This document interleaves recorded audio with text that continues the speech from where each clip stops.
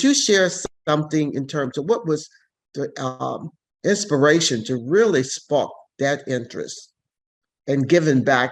Because it means a lot in terms of what you're doing around economic equity.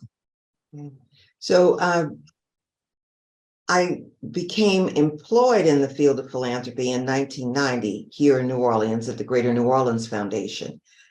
It was quite by accident. I actually went there to a meeting of other funders for a lunch presentation about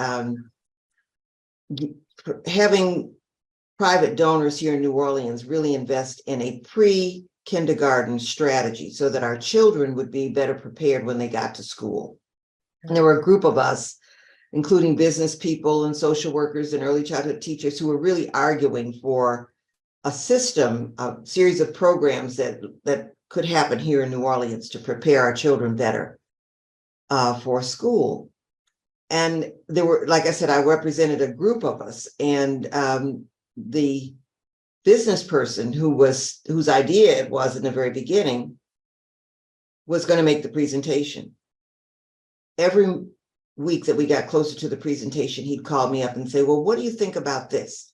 And what do you think about that strategy? Until the week before we were to make the presentation, and he called me and he said, I want you to make the presentation.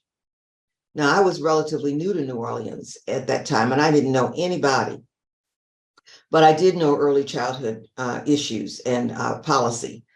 And so I made the presentation, and from that presentation, the then executive director of the Greater New Orleans Foundation asked me to, quote, help her find someone to replace the director, the program officer who would be leaving soon. And that program officer was Vaughn Faurier, Black woman. And so I knew they were looking for somebody of color. And so I spent the next about 8 months sending people to the foundation as potential candidates.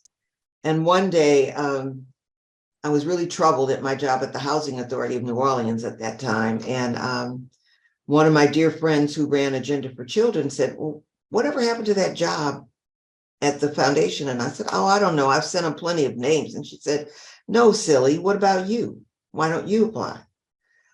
So I did, and I was there. I was hired, and I stayed at the Greater New Orleans Foundation for 10 years, 10 and a half years.